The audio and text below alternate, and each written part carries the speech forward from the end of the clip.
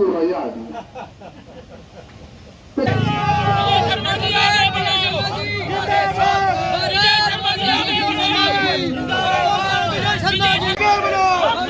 श्री नरेंद्र भाई मोदी जी, श्री नरेंद्र भाई मोदी जी,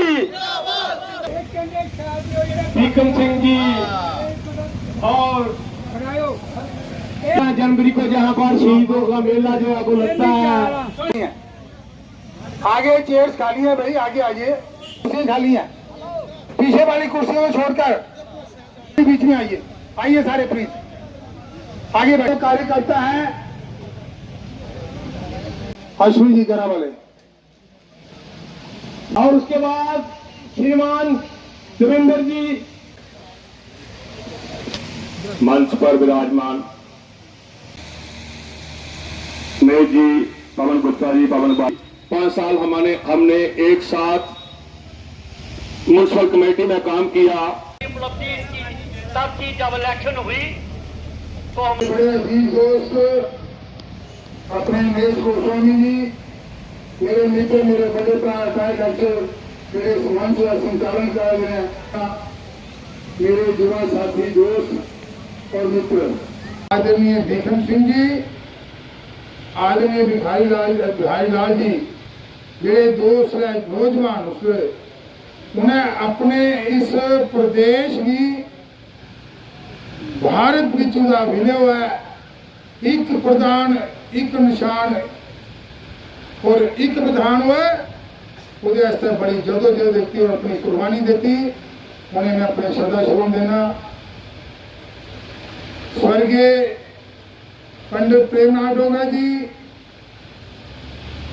और स्वर्गीय ठाकुर बलदेव सिंह जी, जिन्हें मैं अपना आदर्श मानना, जिन्हें इस देश की धरती वास्ते, साढ़े इस धरती वास्ते, कठुआ वास्ते, जम्मू कश्मीर वास्ते और जिंदा नाल अपने वक्त जेडे सारे देश के नेता हैं उनके समकक्ष, उनके भी चरण में अपना नमन करना। साथियों, जो हमारा था, एक तो इसमें मोटरसाइकिल या बाइक रैली कह सकते हैं, दूसरा हमारा पब्लिक मीटिंग का कार्यक्रम था पूरी कॉन्स्टिट्यूंसी का, जहाँ जहाँ भी हमने मैसेज भेजा।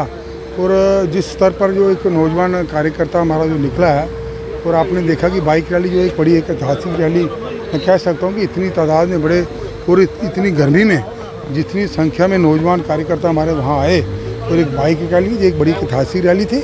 और इसका जो है एक संदेश भी एक लोगों में गया है। दूसरा कह सकते हैं जो नौजवान इतनी तादाद में जो भारतीय जनता पार्टी की रैली में आए, उनका ये भाजपा की जो नीतियाँ हैं, केंद्र सरकार की जो नीतियाँ हैं, केंद्र सरकार का जो काम करने का तरीका है, उसके प्रति उन्होंने अपना विश्वास व्यक्त किया है। उसके पश्चात हमने पब्लिक मीटिंग किया और हर गांव से आपने देखा जितने भी मेच्योर लोग, पुराने, यहाँ एक बुजुर्ग थे 93 ईयर्स, मैंने बोला भी है वहाँ पर 93 ईयर्स की मतलब उम्र है। इतनी उम्र में एक आदमी जहाँ पर हमारी भारतीय जनता पार्टी की रैली में आ रहा है, वो बेसिकली पिछले पुराने वो कांग्रेस विचारधारा के लोग हैं। अब मोदी जी ने जिस प्रकार का काम किया है, लोगों के लिए किया है, कोई इसमें धर्म के आधार पर, जात के आधार पर कोई भेदभाव नहीं है। हर आदमी जो उसके कैटेगरी में आता है उसको उसका बेनिफिट मिला है। ये तो 10 वर्ष के लंबे इंतजार के बाद चुनावों की घोषणा हुई, किस तरह देखते हैं? ब्यूरोक्रेसी इतनी हावी नजर आ रही थी, लोगों की आवाज़ अब किस तरह बुलंद हो सकती है? देखिए, इसमें मैं बड़ा स्पष्ट रूप से कहना चाहूँगा कि लोग जो है एक ब्यूरोक्रेसी जो जहाँ पर जिस प्रकार का इनका रवैया था लोगों के प्रति, myself is very much disenchanted with the functioning of the bureaucracy. तो एक जो आम आदमी है वो स्वाभाविक है, वो उसका भी कोई इसका वो खुश नहीं है इनकी वर्किंग से। काम जो नहीं होता, लोगों को बार बार चक्कर लगाने पड़ते थे, कई बार अफसर नहीं मिलते थे, अगर मिलते थे उनका जो बात करने का बहुत सारों का कुछ रवैया अच्छा नहीं था, कुछ अच्छे भी थे, ऐसी बात नहीं है। पर ओवरऑल सम आप करें तो ये कह सकते हैं कि जो एक ब्यूरोक्रेसी का जो सिस्टम है, लोग त्राही त्राही कर चुके थे। लोगों की आवाज़ थी, किसी भी पॉलिटिकल पार्टी था, आम आदमी था, जो भी था, वो कहता था कि नहीं, एक लोकतांत्रिक प्रक्रिया जो हमारी इस प्रदेश में शुरू होनी चाहिए। आज मोदी सरकार ने सबकी बात सुनी है। और ये जो एक सुप्रीम कोर्ट का तो था पार्टी का, वैसे इसमें था। अब इलेक्शन की घोषणा हो चुकी है, 3 चरणों में इसका चुनाव होगा, हमारा 3 से तीसरे चरण होगा। स्वाभाविक है, लोग अपना जो रिप्रेजेंटेटिव है वो उसको चुनेंगे, जिस विचारधारा के लोग हैं, जिसका विचारधारा का होगा, उससे जो लोगों को चुने, लोगों की चुनी हुई सरकार होगी, लोगों के चुने हुए नुमाइंदे होंगे, तो उनका जो एक उनकी बात को, उनका पक्ष को रखने वाला एक आदमी होगा, तो स्वाभाविक है लोग खुश हैं इसमें, अच्छे इसको फील कर रहे हैं।